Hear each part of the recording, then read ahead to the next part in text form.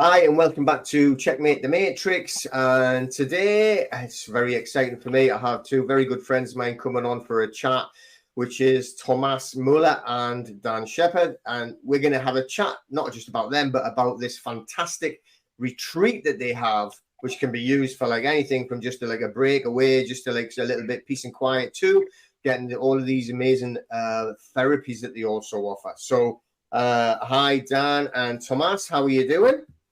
Good, thank you. Thank you so much, Peter, for Good morning. having us on and for giving us a chance to have a chat. Yeah. No, that's absolutely fantastic to have you on. I've just seen the window behind you there. You got some glorious sunshine today. Still looking good, isn't it? That's right. Don't believe the rumors about Scottish weather. We've had so much sunshine since we got here. Absolutely, absolutely. Yeah, we've actually got a bit today as well. Nice and sunshine.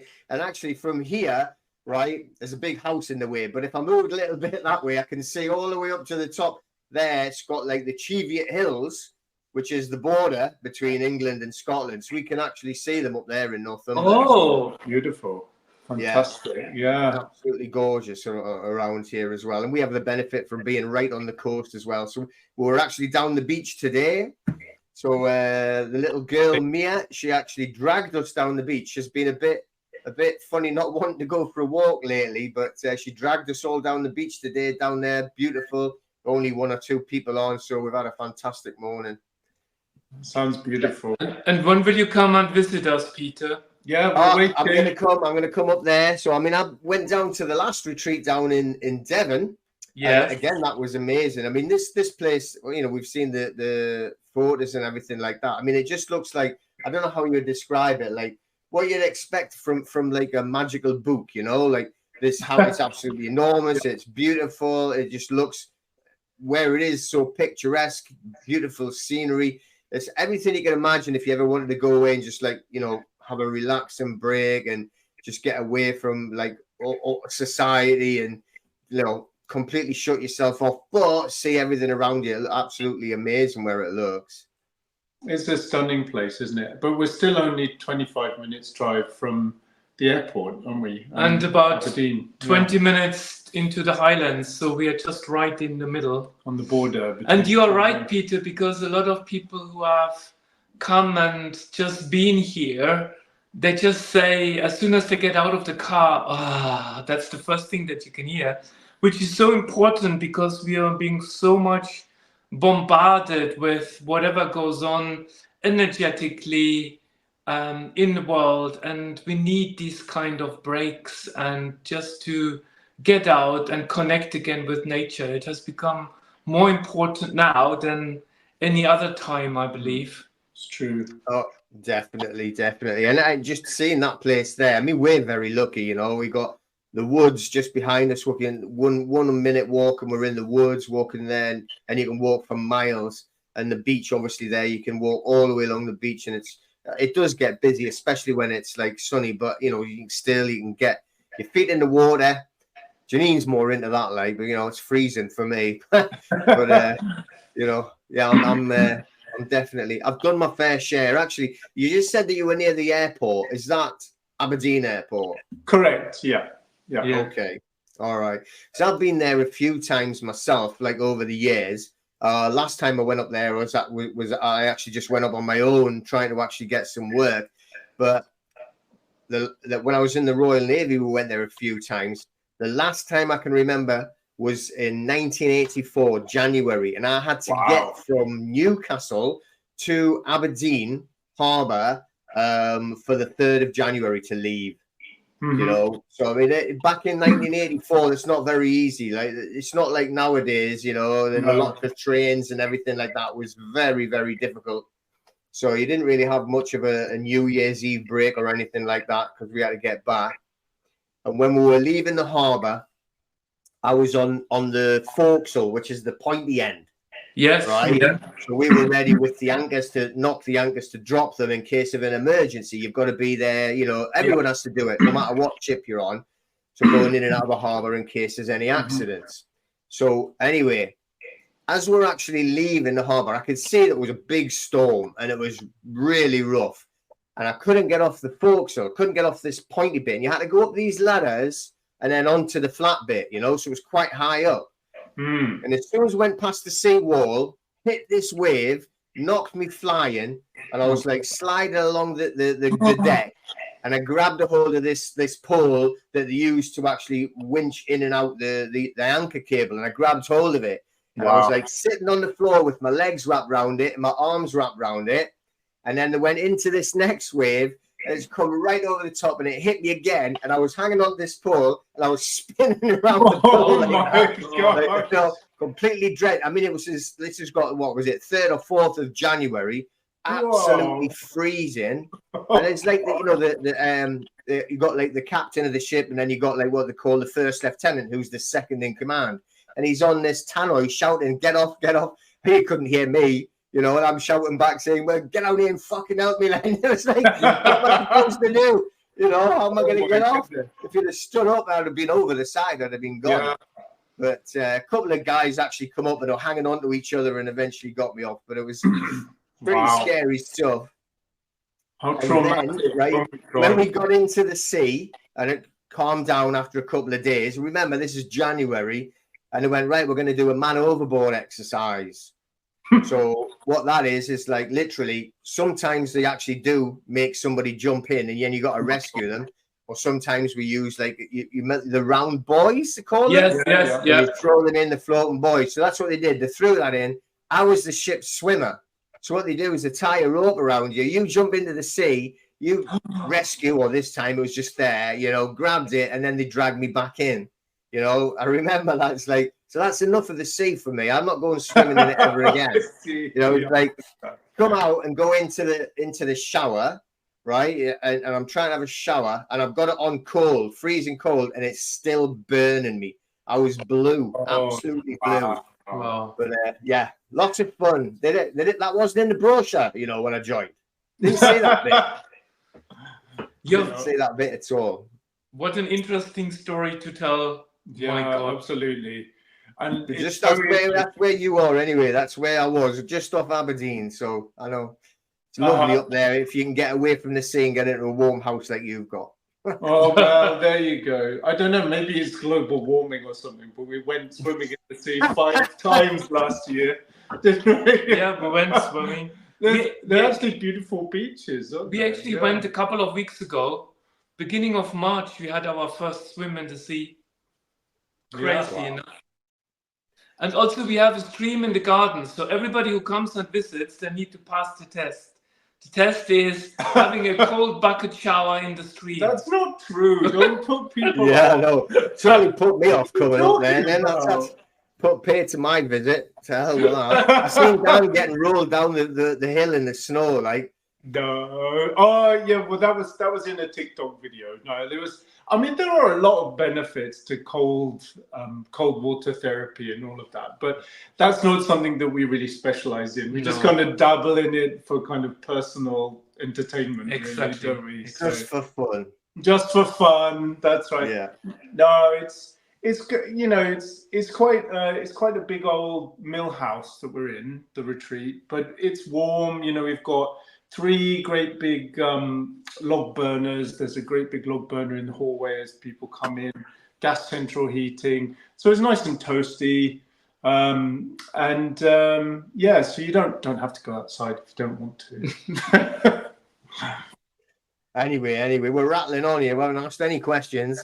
So who wants to go first? And just give me a bit of background, sort of like on how you've actually built up to get where we actually are now. Sure, absolutely. Thomas is pointing his finger at me. I guess he wants me to tell the story. He's surprisingly shy in front of the camera sometimes. But yeah, so long story short. Okay. So the middle of the C word, shall we call it COVID, middle of COVID, London is locked down, or at least very quiet. So I met Thomas, when was it? May 2020. And, you know, we experienced London as it had never been. It was super quiet. We would go out cycling, really, really enjoying the city. And then, of course, COVID stopped and all the people came back, and we were like, run the hills. oh run my to the God, hills. we couldn't cope. And the energy of London as well was so intense because people had been bottled up for so long. When they came back out, it was just so overwhelming. You know, for months before they actually ended the lockdown, we were saying, let's move out of London. We've got to move out of the big city. We've both lived in London for over 10 years. It's time for a change. So Thomas made the move first and moved out to stay with a friend in Devon. And Peter, I just wanted to have, because I, as you know, used to run a clinic in central London, Harley Wimpole Street. And then I thought, oh, I just need a break.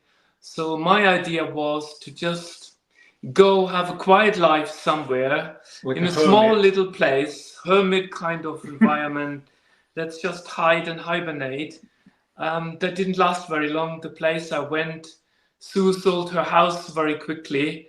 Your friend you're staying with. Yeah, and then after 4 weeks, we had to find somewhere to live. Exactly. And I went down, I was still working in London as a carer. I was working as a live-in carer for a lady with dementia.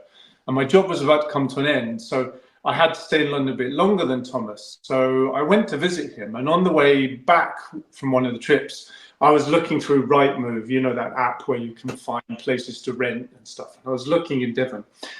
And this stately home, this manor house appeared. And I was like, oh, that looks amazing. Wow. What if we could do retreats somewhere like that? So I was just looking into it. And the price tag for the rent was basically the same as what Thomas had to pay for a 1-bedroom flat in London. I was like, that can't be right. Must be a mistake. So I sent it to Thomas almost as a joke, and then phoned him up the next day. And I said, where are you? He said, I'm at the estate agents. And he'd already arranged to have a look around this place.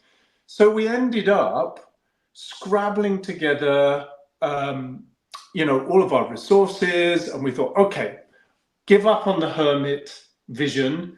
We will try and do retreats. And so we rented a section of this amazing property.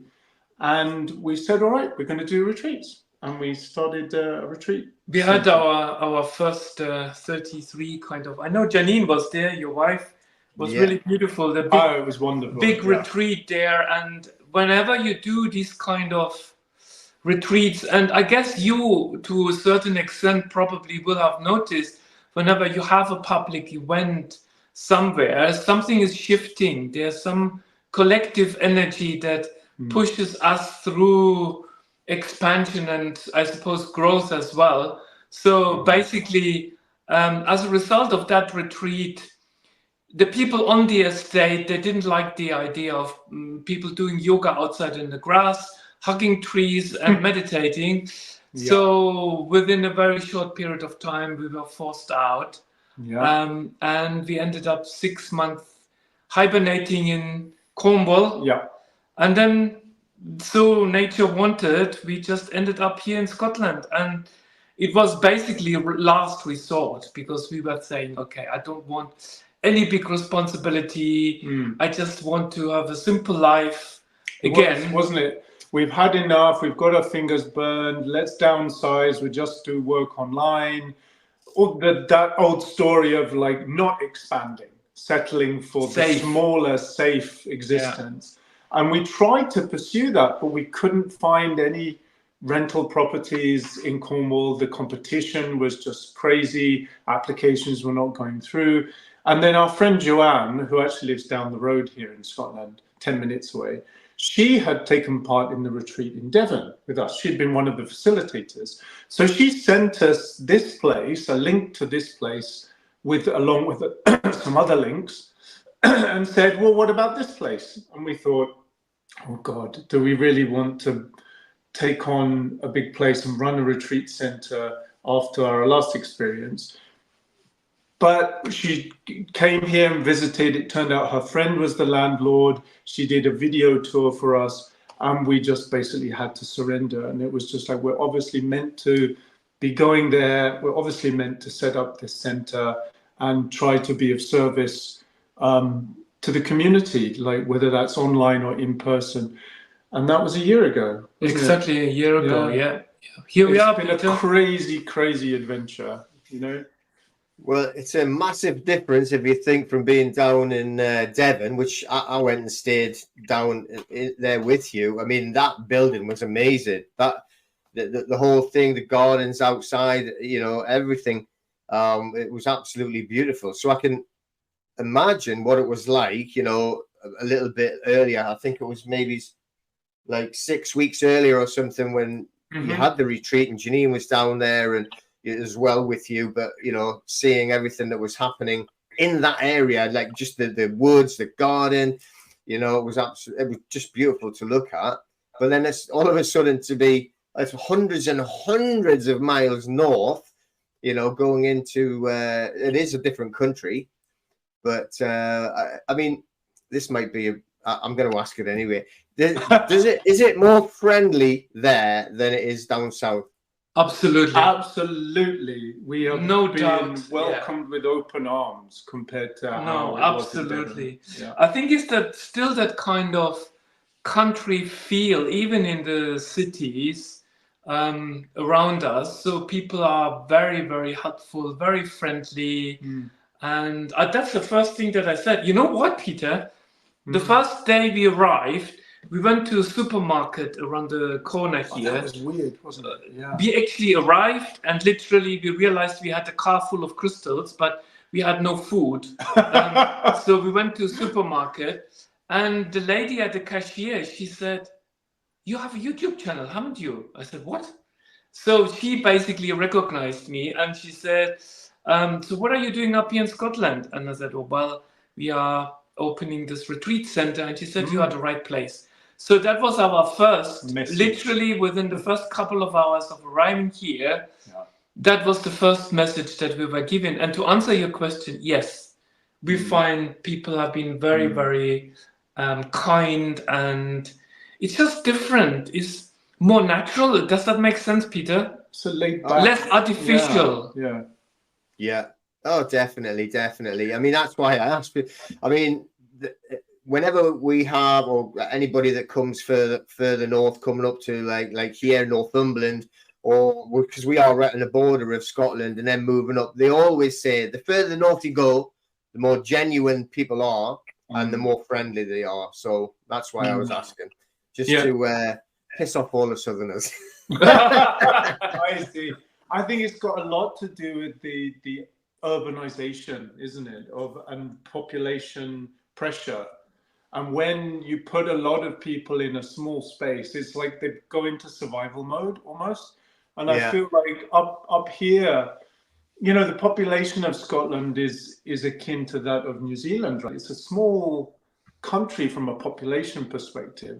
And I think it's just ingrained in people that you help your neighbor, you help them because they will help you. And there's this kind of like reciprocal relationship that people just grow up with. And of course we're generalizing here, but you know, in our experience, you know, people have been really positive and supportive, and even if they don't understand like meditation and stuff, they're interested, right? And I think the good thing here is also the magic about it is also, Peter, we are surrounded by stone circles.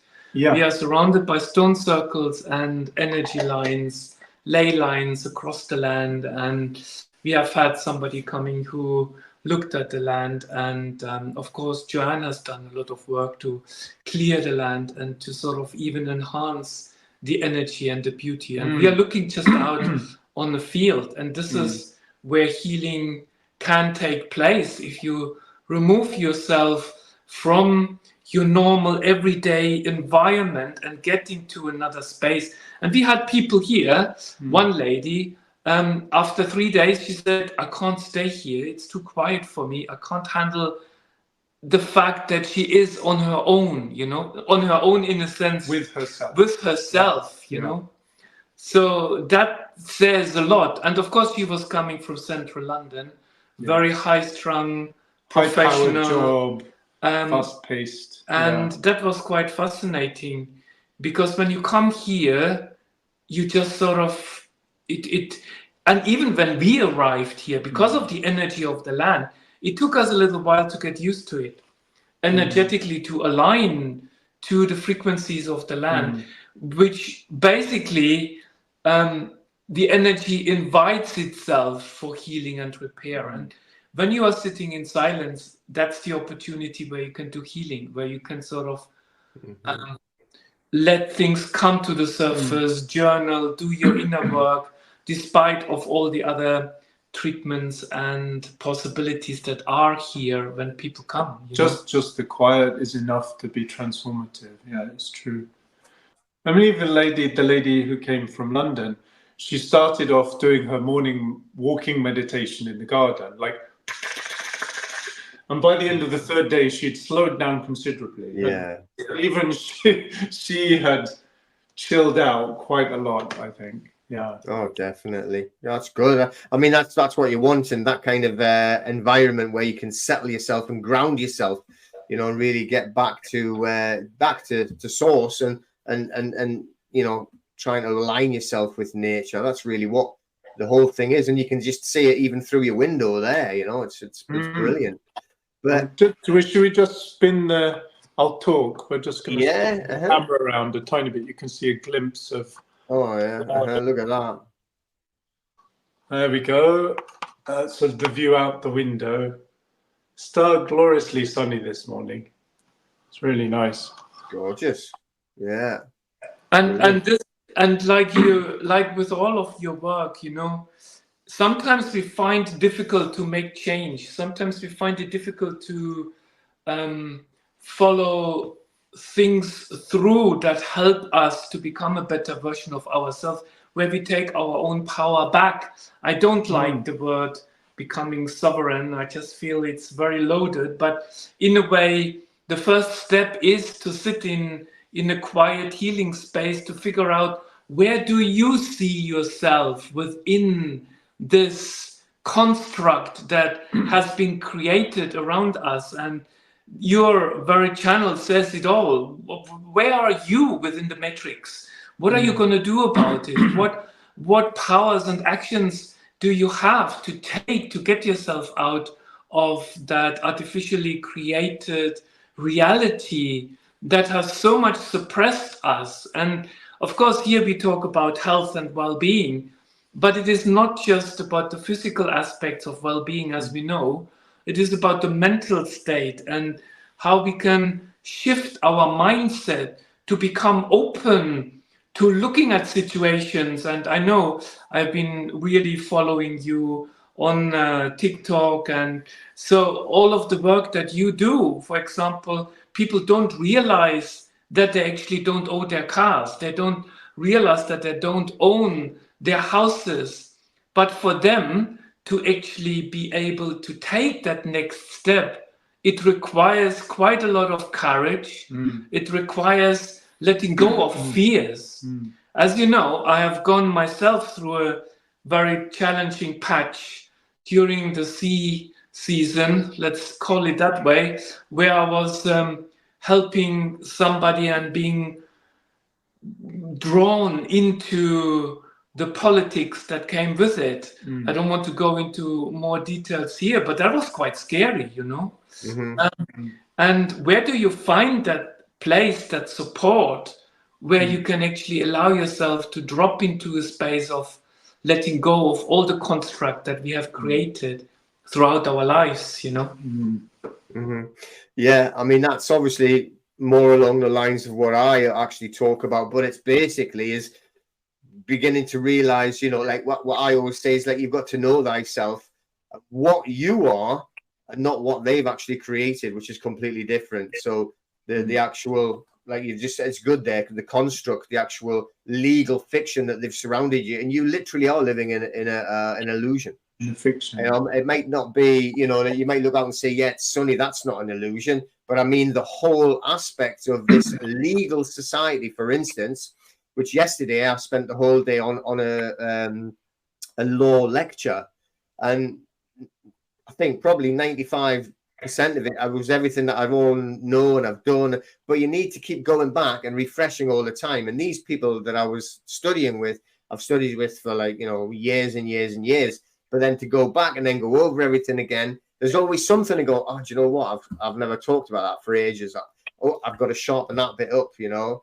But you know, I know. That's everything. That's all forms part of everything that you're doing. Obviously, I don't actually particularly like that word sovereign either, but it does make people realize what we're trying to get over. You know, so if I ever use it, I use it for them, not for me. At the end of the day, there's only one thing that I am, and that's a man. Yeah.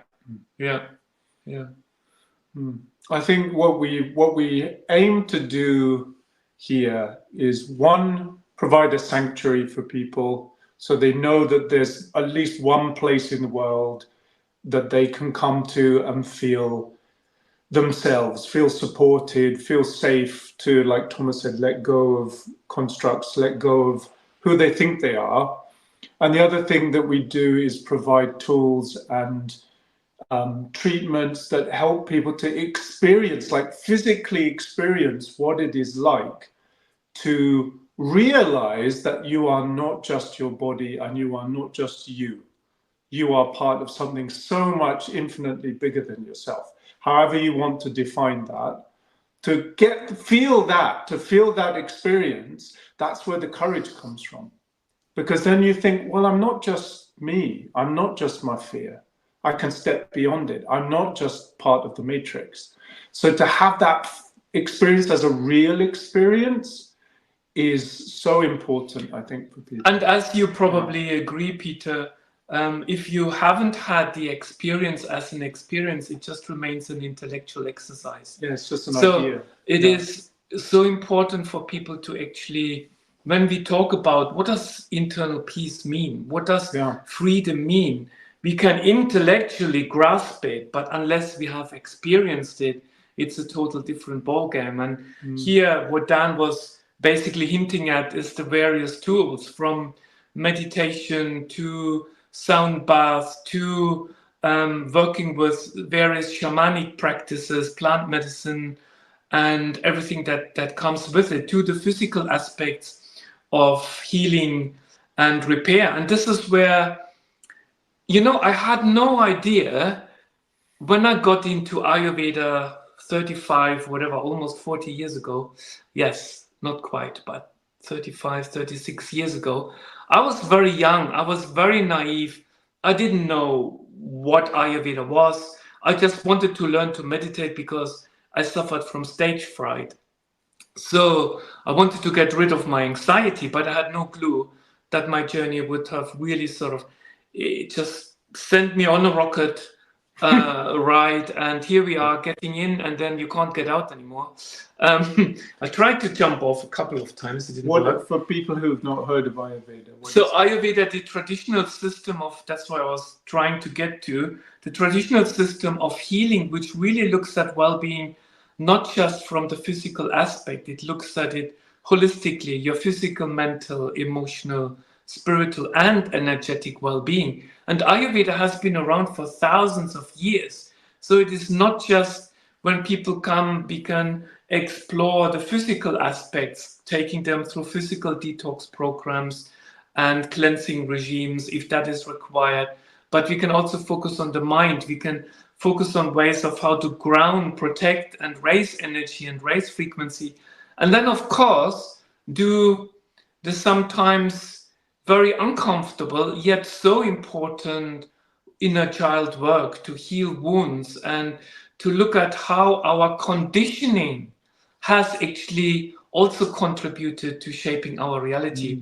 And what so surprises me every single time is you can see the patterns within families, different addictions, different behavioral attitudes that are being carried out and carried down from one generation to the next. So for someone to just having the courage and say, okay, I want to break this pattern of feeling a victim all the time, or the pattern of having no power or control, or feeling unworthy, all of those belief systems that we carry, because those belief systems create our reality around us, which means as we drop those belief systems, we are being shown new ways of how we can sort of live in this reality and yet be not completely engulfed by it. What I'm talking about is, as soon as you drop your inner boundaries, externally new ways will be shown. How do you deal with the tax system? How do you deal with the fact that we have been lured into this whole credit card exploration and the debts and everything that comes with it? As these patterns clear inside, people like you, Peter, will turn up in your reality and they will help you moving through the next step. And that's such a beautiful beautiful mechanism, a beautiful reality, that the universe always provides what we are ready to actually receive.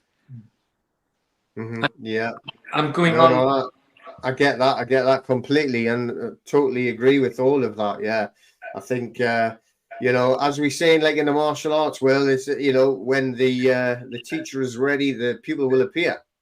Yeah. So everything happens in the right way. It's all, if you balance everything internally, then the external will balance as well. Yeah. Hey, that was a very good thing to say. I quite like that. Yeah, Write that down. Good job it's recording. Yeah. you can go back to it.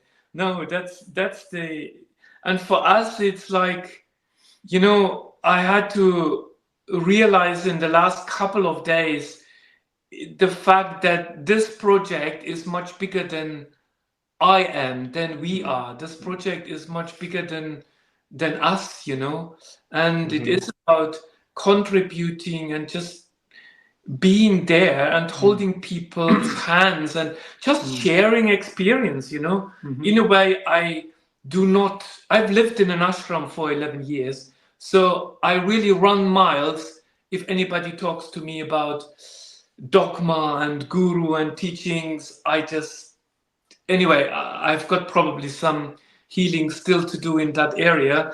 But what I'm saying is, we are just here to share from our own life experience, and that's all what it is. And we are still in this process. It is not anybody who speaks within the spiritual community, within this community with where we are, and pretends or says that they have figured it all out. It is not like that. No. I mean, that's the same with everything. And like I said, like yesterday, myself, I was like on a law lecture all day, and just you just got to keep doing it. You've got to learn and then experience, then learn again and experience, so nobody knows, nobody's got the key to everything. You might have your little bits and that, but like, nobody's got it sussed out yet. But let's go back to the center then. So we know, obviously, we can see it's an absolutely beautiful place in a fantastic area. You've got the peace and the tranquility to be able to self-heal, because I think a lot of healing is from self. No matter what others do, it's got to be from self. But specifically, what sort of like therapies are you actually offering like at the center, for when people come and visit? You want me to go first? Yeah. Okay, so as Thomas was saying, it doesn't really matter where someone is at and what they want to work on. One, because Thomas's background in Ayurveda is holistic, it's all encompassing. So we have certain physical things we can do for people. So if they turn up with digestive problems, then Thomas can look at that through an Ayurvedic lens. Maybe they need to change up what they eat. Maybe they need to detox. That's something we can do. If someone turns up, let's say that this happens to a lot of people, let's say they were in a car accident of some kind, and the physical injuries, according to the doctors, have healed, but for some mysterious reason, they still have, I don't know, night terrors or back pain or something that can't really be explained from an X-ray or an MRI. That would be something that I can help with something called the Alexander technique, which is it's like a guided meditative movement practice that helps to release tension in the body and to release kind of like emotional shock that gets trapped in the nervous system. So that's another thing we can help with. Tomaz also can go very deep to help people to explore and heal emotional wounds and things that you might even say come from past lives, experiences that are so deeply buried in the subconscious, you need some form of hypnosis to reach them. So Tomaz is trained in something called soul center healing hypnosis, which I know that you've also experienced, Peter. He will do like a 3 or 4 hour session with someone and go really deep and help them to bring things to the surface, let go of them. And that can be used in combination with things like Ayurveda and Alexander technique as a support to help the nervous system integrate as that emotional stuff gets digested. See, Yeah. one of the treatments or one of the approaches here is really to provide the support, because you can look at every single treatment in isolation. Yeah. But if you have a series of treatments in an environment, that makes it much more powerful, and that will help you to integrate. And what I have experienced is a lot of the times you may be experiencing a treatment that is very powerful but very good, but then are you being held in the space? So this retreat center is holding you in the space. Nature is basically holding you. And to come back to your questions, what other treatments? We do sound baths, so working with frequencies and sound, because in essence we are 99.9% space, and we know that sound travels through space. We know the power of sound, the spoken word, through Emoto's work many years ago, where he started to analyze that there are messages in the water, and you can actually change that and take that to the physical body, working with frequencies, working with sound, and then adding the more sacred layers to it, which for me is plant medicine and shamanic practices. So we do cacao circles. I also work with sacred tobacco, and which is basically a medicine that is prepared and used for deep cleansing, for deep purification, but also very grounding. And that over a period of time, for example, people can come and they might be in silence if they choose to for 2 or 3 days and just sit in their own process, becoming aware and helping to shift things through the energetics of plant medicine, for example. That's Okay. right. Well, let's go back to the sound bath and then sort of like explain exactly what would happen, because the first time I heard that expression, fair enough, it was a few years ago, I had a completely different vision to what was going to happen. So I actually had to go and see them doing it. I was like, okay. Yeah. Right. Yeah. So, I mean, what do you actually do?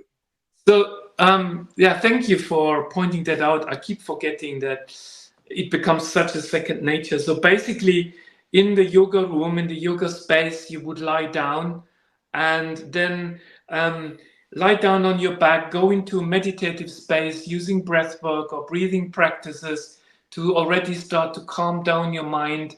And then there are singing bowls, which are basically crystal bowls that are created using crystal dust and foam to a very specific frequency.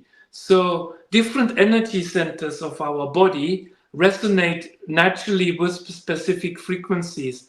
And when you play these sound baths, it creates this ripple effect throughout the space, which will really get you into calm space. You may have heard, or people may have heard about people who play, what are they called? The water thingy. You have glass with water. Yeah, a glass with water. Oh, yeah. And the wine And glass. you run their finger around, which creates these kind of tunes.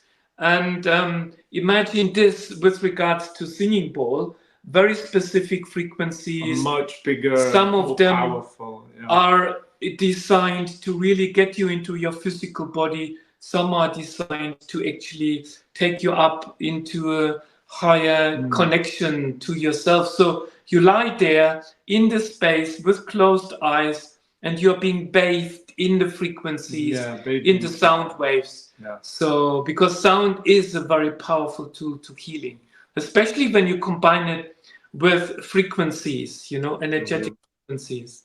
That's right. I think it gets your nervous system into this place of deep rest.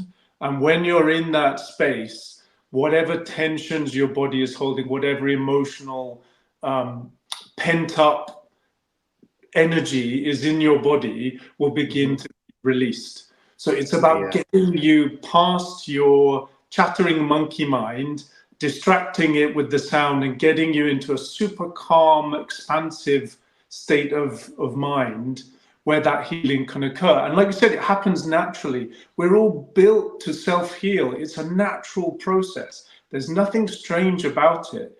Animals do it all the time. I mean, if you see like a deer that's been chased by something, it will go into shock afterwards if it's not been caught, and then it will shake itself, let go of all the trauma, and then just prance off into the forest. You know, it's built into us. It's really a deep thing that we just need to tap into with the right tools and the right experiences.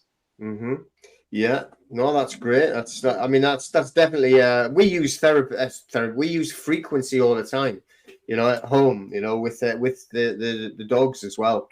So I think it really is beneficial, definitely. So you also mentioned a cacao ceremony, and I'm pretty sure that not that many people have ever heard what that is. So can you explain what a cacao ceremony is? It's basically part of the ancient South American practice in many indigenous cultures, where they use the original raw, unprocessed version of cacao and drink it, prepare it in such a way, for example, with clean water, putting the intention in the preparation process, intention for healing, intention for example, expansion of your heart, or if you have any particular questions. So as the medicine is prepared, you are already starting the process of activating the energetics within the cacao. So you drink that within a ceremonial setting. That means within a setting where you are already in a calm, quiet, meditative space, and you feel into the energy of the sacred cacao. And when I talk about cacao, I don't mean the processed cacao, Cadbury chocolate that you buy in the supermarket. This goes back generations who cultivate the cacao specifically for the purpose of healing.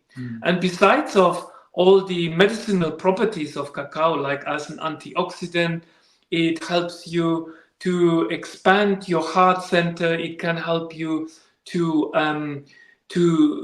those happiness endorphins that actually circulate in the body. It gives you a sense of calm and groundedness. So there are many psycho-emotional benefits of taking cacao, but also very good physiological benefits. The reason why sacred cacao ceremony is basically you treat it as a medicine. It is not just a drink that you drink, it's the intention that you put in. And whatever intention we put in, you allow the medicine, the cacao, through guided meditations, through sound baths usually, but often we also work with essential oils for people who come and have the cacao ceremony with us here in person, to take them deeper, to do working with the energetics that is within the cacao. Am I making sense, Peter? Yeah, oh, definitely. So I mean, the cacao then, it's going back to the actual like essence of it is like what you're saying. Cadbury's, they're making chocolate, drinking chocolate out of it, but this is not that. That's actually, this is the real, like the mineral plant, really going back to the real thing, and that's what it's actually made. But you can actually get you can buy this cacao for this as well, can't you, at certain places? Yeah, there's a special process of harvesting it. It's the land, so you basically, the people who grow this cacao, they bless the land. They go and do certain ceremonies during particular times of the moon to sort of ensure that the land itself, the energy of the land itself, is infused into cocoa beans. And then you harvest them, you roast them, but then it's very important the temperature, because you don't want to overheat them. Overheating them changes the chemical composition, so you lose the healing and medicinal properties. And then, of course, very important, it is raw. It is not infused with any sweetener and any other substances, because the chocolate that you buy is mostly chemicals now anyway in the supermarket. And then you take a therapeutic dose, which means a dose that actually naturally helps you to get into a meditative space. So it becomes a medicine rather than a sweet or a drink that you just have because you feel like it. Yeah, it's very... if I was to describe the feelings that it brings, it when I've used it before, it made me feel very open, relaxed, and you know that feeling you get when you watch like a movie that really moves you and makes you feel like, oh, that's beautiful. It's that kind of sense that you get in your heart, and that energy, that feeling, through the guided meditation or through the ceremony and through your own personal intention, you can use that self-love, that love, that feeling to heal whatever wounds that you are focusing on. So, and also, you know, you can then, through a ripple effect, you affect the people around you as well. That love that you learn to feel for yourself, you can then put that out into the world. It brings a sense of contentment and peace, really. Absolutely. Yeah, brilliant. Okay. And then the other one that you mentioned as well was the tobacco. Oh yes. So what exactly do you mean by that? Because obviously most people would hear the tobacco and it would just be thinking, well, they're either gonna, you know, go and get a cigarette or, you know, whatever, or a cigar. So what exactly is it that you mean by that? There are various forms, again, coming back to the ancient shamanic practices of how you use tobacco in its original form, not the tobacco that you smoke, that you buy in a box of cigarettes, because there's so many other chemicals that are being added to it, the processing of it. This is raw plant material that has been used for thousands of years with very specific purposes. For the purpose, for example, to cleanse your liver, to detox your body, not just on a physical level, but also on an emotional level. So one way of using tobacco is to prepare the medicine in a way where you cook the herbs, the dried herbs, and I've got some fresh plant material as well, that you cook over an extended period of time to create a very strong decoction.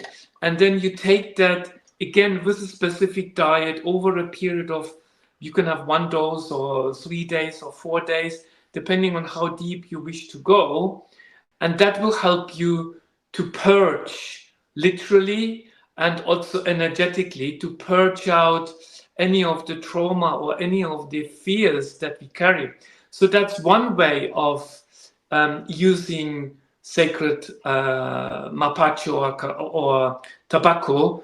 And then you also have, you may have heard, and I mean you have experienced it, within a rapé ceremony where you actually use those pipes, for example, and you blow the rapé into the nose of the other person, which is basically very, very fine dust of tobacco leaves, dried tobacco leaves, infused often with other herbs, for example, other barks that can be used. And every tribe has got its own supply of those powders It's that like you then... a pharmacy, isn't it? And Yeah. what it does is, it is a very quick, basically, especially with the rapé, it is a very quick way to reset your nervous system, to go into neutral gear and to activate pathways and neurons within the brain that may not have been activated. Simply by choosing the route of blowing it into the nostrils, it acts very quickly, goes into the blood, it crosses the blood-brain barrier, which then activates, thinking about light bulb effect, where the different neurons in the brain start to fire, those neurons that may have been lying dormant for a while. And that can help shifting patterns. It can help shifting belief systems, behaviors, addictive behaviors, for example, together with the physical benefits. So these are two ways of how you can work with tobacco or mapacho in different ways. Yeah. So you can get different strengths as well, though, of the actual powder, can't you? The tobacco powder. Yeah, you can. Yeah. Uh-huh. Different blends, and just make sure for vision, the medicine that we use is a company in America which is called For Vision Market. You can do your research. I don't get any commission from it at all, but I trust that's the best source that we have found when it comes to the purity of the medicine. Like with anything, Peter, you may know the benefit of turmeric or shilajit or castor oil or this or that, but it's about the purity, the intention. Everything plays a role with regards to effectiveness. And I would really encourage people to do their research, and they're more than happy to contact us if they have any questions, where to source. I think what I like about Four Visions is they tend to deal in small batch products. So they'll work directly with tribes and with elders, and then they'll have like limited edition of this or that, and say the name of the elder has made this many pots of this type of tobacco, and then they'll sell it in small batches. So you know that it's not mass produced, and they're not trying to cut corners, and they're trying to actually give a fair deal to people who are putting a lot of love and effort into making the medicine. These are traditions, these are traditional tribes that have used this for centuries, You have experienced some rapé, if I remember, Peter, is that correct? Yeah. When I was down in Devon. Yeah, I can remember that. How was that? Well, I mean, this is the thing. It's I think it's something everybody should actually experience, and you can't really say anything about it until you've tried it. I mean, it's quite shocking if you've never done it before. I didn't know what was going to happen, and then I actually felt as if I'd been punched from inside going through the back of my head. It was like wow, and then it was obviously things settled down. It's not comfortable, but I've done a lot of things that are certainly like a lot worse, but I think then obviously we're doing that with the meditation, at the time. That's what it was all about. So it does actually help, I think, connect you to other things, and certainly clears your head. That's for sure. I mean, I was talking to Slocum after that in Peru. Yeah. And, he was like, oh, don't worry. Come down and see me. I've got a lot more powerful stuff. I was thinking, no, I'm not going there. Yes. He takes no prisoners, Thomas tells me. And I think with some of those practices, that's the beauty of when people come here, it is not just a one-fits-all approach. And this is just based on, I can only speak for myself, my own personal life experience over over a while, and the tools that have helped me, and being able to just choose from this toolbox. And everybody who leaves the retreat place will leave with a certain set of tools where they can continue their journey, take it as deep as they want, or keep it as superficial as they want, where they are comfortable, even when they leave the place. So it's not just diving in, going out, and then being left alone. So what now, you know? So, because a lot of places, and this is again from my own experience, you may go deep, you may have the most transformative experiences, but how are you going to integrate it in your normal life again when you come back home, you know? So that's another thing that is part of the deal, the aftercare, which is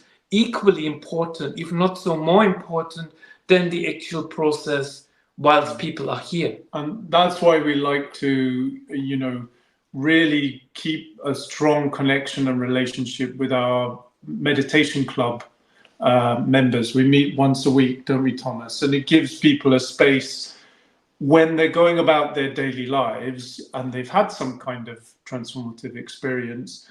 It gives people a place to share, you know, what's happening and any concerns they might have. So, you know, like Thomas said, if someone comes, they have a deep experience and then they go back into their quote unquote normal life, they might find that they don't fit in it anymore, or their normal life doesn't fit them. And that can be a difficult thing to face. So it's very important that people have a forum where they can share their experiences and get support from each other and get perspectives and get input, you know. So that's another thing that we really enjoy doing once a week, is to hold that space for people with our Expansion Warriors Meditation Club. Yeah, oh, definitely. I mean, I was just going to actually come on to that, because I take part in that as well, and that is something that I do my very best to make sure that I'm there for that session every Monday, because, you know, well, everybody's sort of like experiencing their own work, whatever it is they're doing, can be stressful. So, you know, there I always feel as if like I can just take it completely for myself. You know, it's only me and it doesn't matter, and then just totally relax, get into the meditation. And it's different, like, theme every week. It's always something different, but I always feel as if, well, it might sound strange, but, like, you know, talking about like a sound bath, I always feel as if I've had a bath, you know, when I've actually finished the meditation. It's just like as if I've cleansed, and I feel so much better about everything. So, and that's like every Monday, you know, that you do. We can take part anywhere, wherever you are in the world, because it's all done through like a Zoom call. So, you know, anybody can take advantage of that as well. That's brilliant. That is. Thank you. Thank you for being part of it since the beginning, really. So, yeah. No, definitely. So what we'll do is, I mean, I'll put all of the links like in the description here, so that if anybody wants to get a hold of you for anything, for, you know, going into the actual retreat itself, make sure you give me every link, you know, whatever it was, even if it's just there to get up for bed and breakfast, going up there, right the way down to going into the meditation club every week, as well as the retreat and all of the therapies that are available there. And then we'll let everybody else know, so they too can take advantage of that and, you know, experience all that fantastic stuff themselves. Thank you, Peter. Thank you so much. And there are various packages available. And like you said correctly, just come and chill could be enough. You know, just come spend a day or something just here without doing anything. That already in itself can be very transformative. So, yeah. One thing bed and breakfast guest said to me that really made me stop and think, which was, you know, she was aware that she wants to try these new things, but she just doesn't know where to start. There's so much choice, and she doesn't really know what it is about herself that she wanted to transform. So I think it is good if people are not quite sure where they want to start. They're aware of something, they want to change something, don't know how to do it or where to start, they could just come and stay for a couple of days and just literally chill, and then wait for it to percolate, wait for it to float to the surface and to get a clearer picture, and just chat with us, and then maybe they can get some more perspective on what it is that actually they want to achieve, you know? Mm-hmm. And that's just to finish off, because it just sort of crossed my mind here. One of the things is we are a small space, and most of our retreats that people can actually come and stay are small numbers. And this is very important if you go deep, if you don't do the deeper work. It's not a commercial, big kind of venture. There are other places who have the facility to do this, but we both feel called to just do one-to-one individual work, or you can come in small groups up to 6 people if it feels right. We have run bigger retreats, but people didn't stay here. But basically we have a place for 6 people if you want to come as a group or individually or with a friend. So there are different options. Yeah, absolutely fantastic. So anyway, we'll leave it there. What I'll do is I'll get all the links of you and I'll put it in the description. And then anybody wants to actually experience that for themselves, they can check you out and go and contact you and have a chat and then take it from there. I think, I do encourage everybody to actually try that because, it's something else. The building itself is amazing. The actual area what they're actually living in where you can go and experience is amazing. And I have tried several of those therapies, and you have to experience it for yourself to actually know how to talk about it rather than take someone else's recommendation. So but I would thoroughly recommend all of them and at least go and try. But thank yous too. Thank you very much for coming along and having a chat today, and take care, and hopefully we'll be seeing you soon as well anyway. Thank you, Peter. Thank you, Peter. Really appreciate it. No worries. Okay, thank you.